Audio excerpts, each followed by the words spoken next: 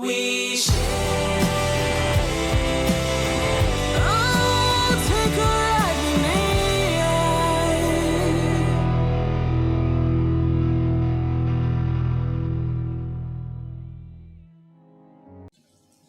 My name is Stephen Dung Davou Chapo from Kuru District of Jos South Local Government, Council of Plateau State, Nigeria. I started my early life. My early life was very smooth, to the glory of God. And then as we move on in 1986, I got enrolled into primary school. And then I was admitted into RCM Primary School, Kuru, Jos Plateau State, Nigeria. And I started my school very smooth. It was very, very okay. Then 3 years after my enrollment, an unfortunate incident happened. My father, who was a staff with the National Veterinary Research Institute, VOM, Nigeria, got retrenched. And at that point, because he had not attended retirement age of 15 then, and he was paid off. And as an unskilled laborer, he was paid nothing to write home about. And then that was when challenges emerged. And then my father now restricted his priority to our feeding. We started encountering challenges. Feeding was actually very difficult then. We were not having a nice place to sleep. And then when I was in school, acquiring books was also a challenge. Initially, my only challenge was just trekking about 3 kilometers from my home to where the school was located. But when my father got retrenched, I am telling you, it was not easy. School uniform, we're not having school uniform. And sometimes we could only improvise by folding our trousers, changing them, that is to make them look like knickers, in order to achieve what we intended achieving. Then as time goes on, we managed, and I want to tell you something. As young as I was then, since the means of livelihood became very difficult, we started going for side jobs, as small as I was, crushing stones. So we were crushing stones, and then after crushing the stones, based on our strength, then we sell them, and then we help ourselves and then our home. We were going with tattered clothes. But to God be the glory, we were able to make it. In 1992, I graduated, finished my primary education. But the unfortunate thing was, I could neither read nor construct a sentence. So when I got home, all my mates got enrolled into secondary school, but nobody mentioned anything like secondary school to me. So I was just sitting at home. That is 1992. And then in 1993, something happened while I was still at home. I followed my cousin. Then I was 14. I followed my cousin to some villages of southern Kaduna, Lere local government of Kaduna State, Nigeria, to be precise.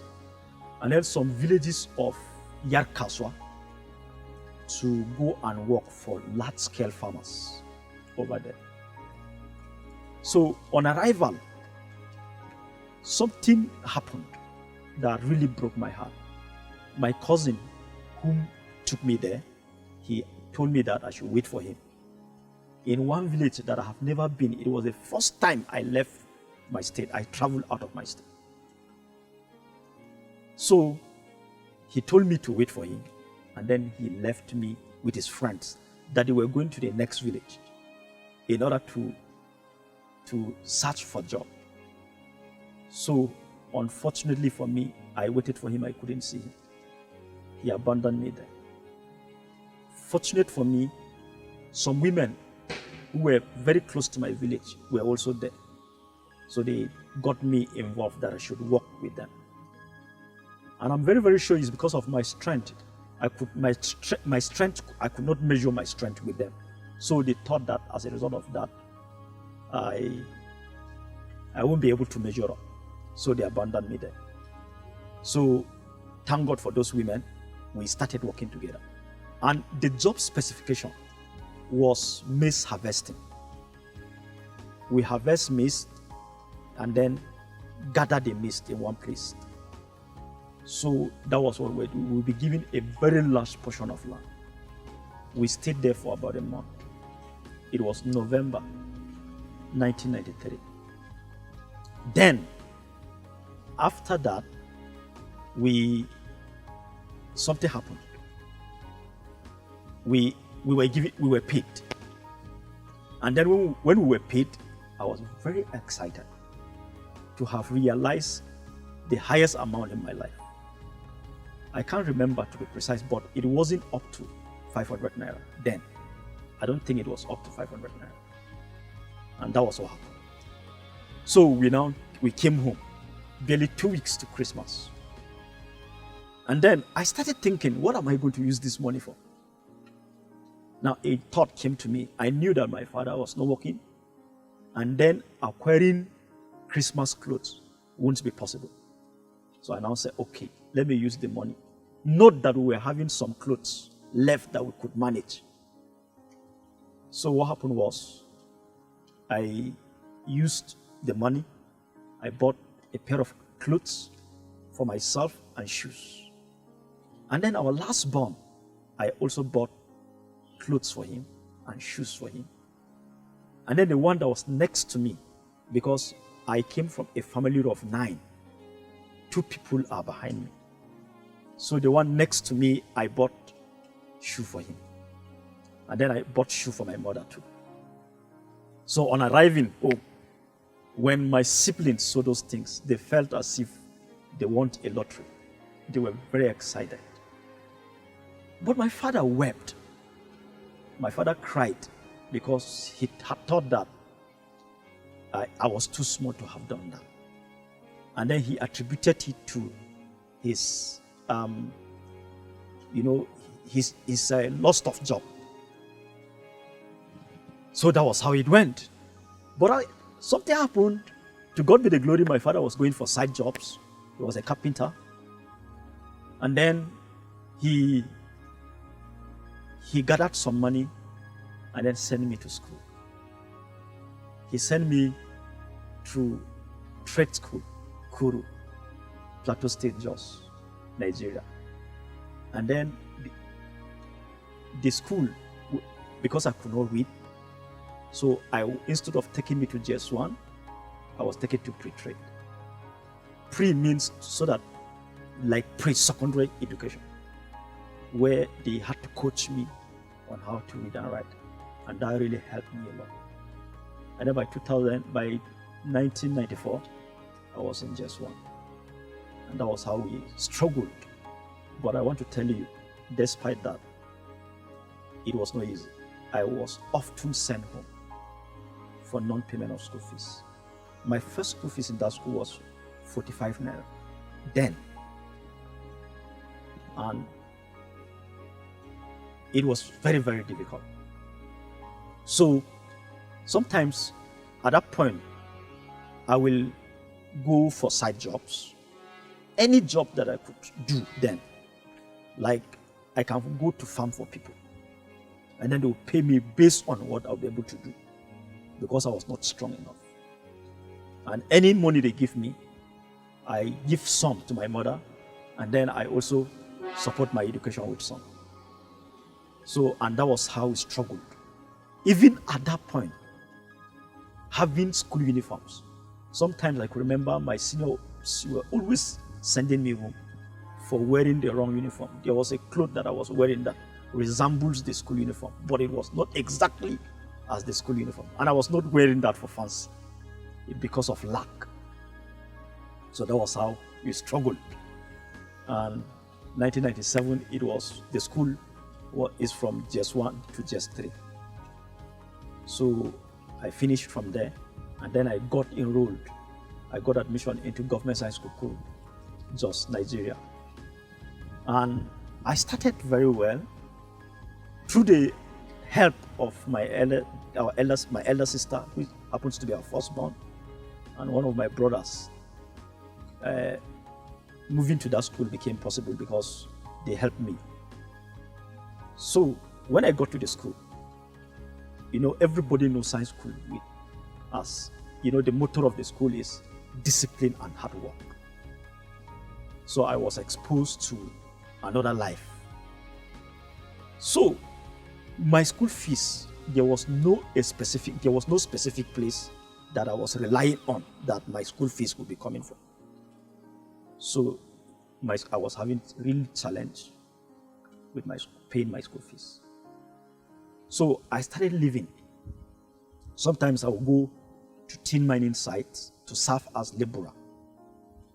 The job specification at those places was to help them remove the sand from the well. And the depth of the well could be around 100 feet deep. And then we'll be pulling the sand out.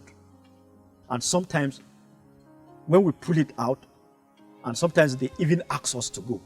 When you go deep, about 100 feet, there is also an underground. That activity has claimed a lot of lives. But we were involved because we were seeing it as the only means of livelihood. So I was combining that with my studies. And my school being a boarding house, I was expected to be in school all the time because often they usually have roll call, especially during night hours, to ensure that all students are on ground. So my seniors realized that I was not always frequent, and they labeled me as a bad student, as a dodger. And then I was really bullied. And I became frustrated. And then, though I was still combining school and then go out sometimes when I leave the school, they wouldn't know what I was going out to do. So, out of frustration, it really affected my studies.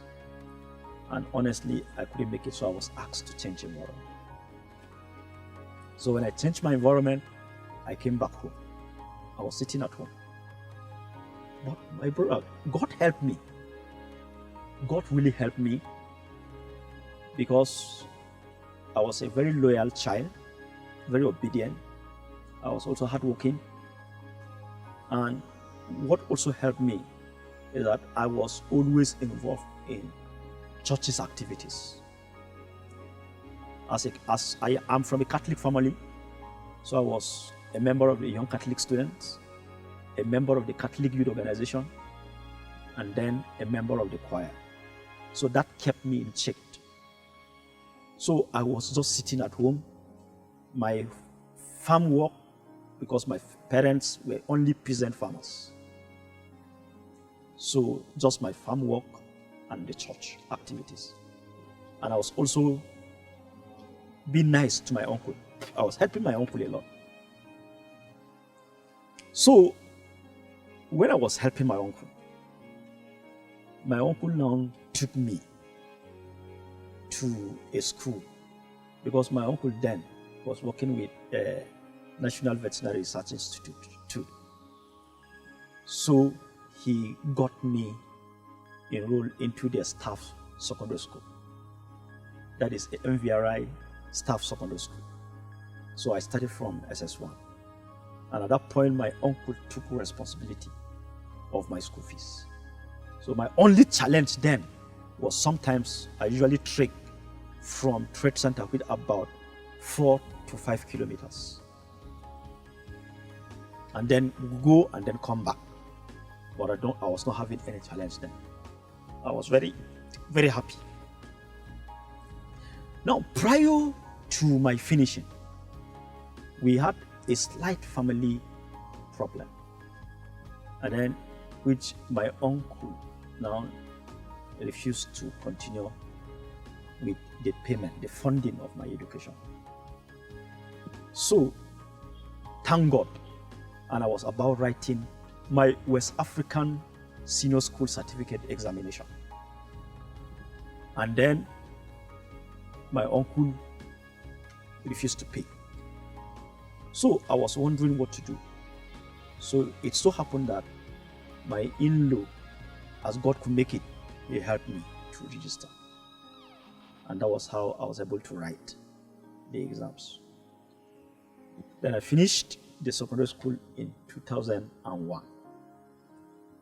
And then after my secondary education, while I was waiting for my result, I went to look for houseboy at National Policy for Strategic Studies, NIP School, Plateau State, Nigeria. And then I was working as a houseboy.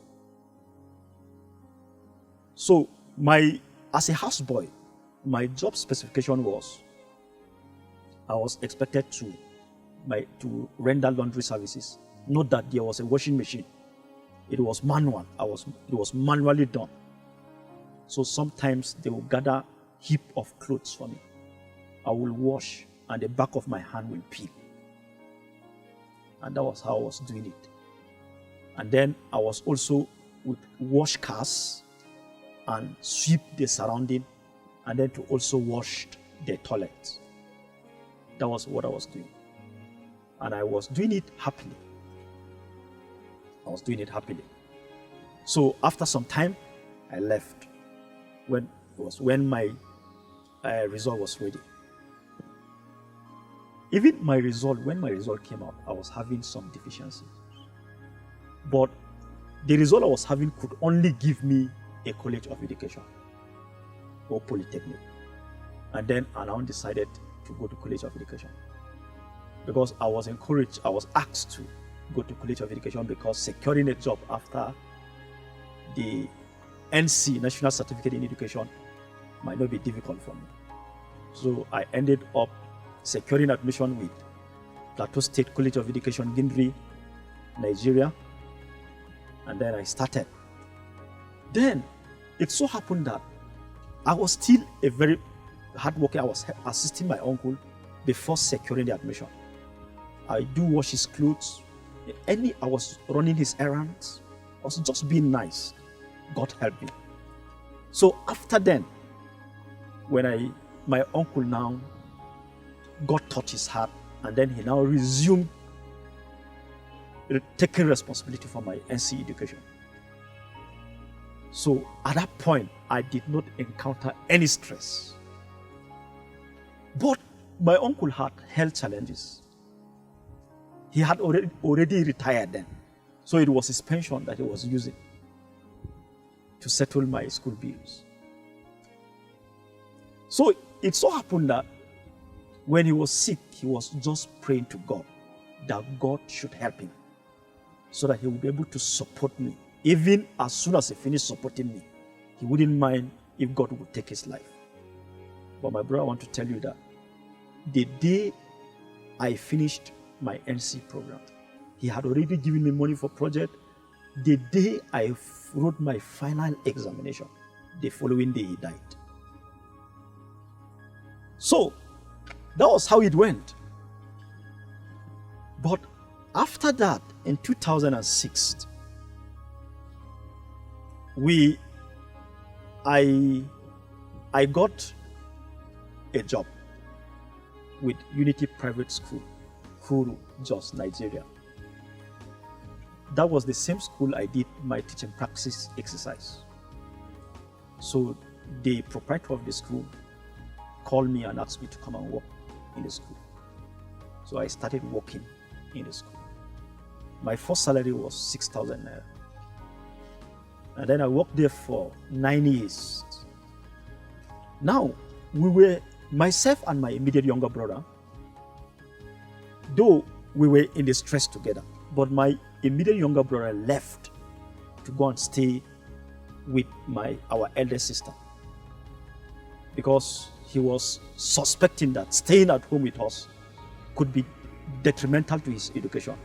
So he moved and stayed with our sister, and then they supported his education. Thank God today he's a lawyer. So then we got bursary allowance while we were still at the College of Education. I was paid 4,500. Him too, he was paid 4,500. So we now said, okay, we gathered the money and then we buy stones to start a building. We were thinking that, okay, let's start something, no matter how small it is. And that was how we started building our own house through joint effort. So while we were working, I was teaching, he was also teaching. And then what happened was we gathered as we were getting small money, we were sinking it into this project. Because we had thought that, to stay at our family house will really retard a lot of our success. So we now felt that it's better we leave and then go and start life. So that was how it went. But something very unfortunate happened. Join us on the next episode of Share and Inspire. Thank you very much.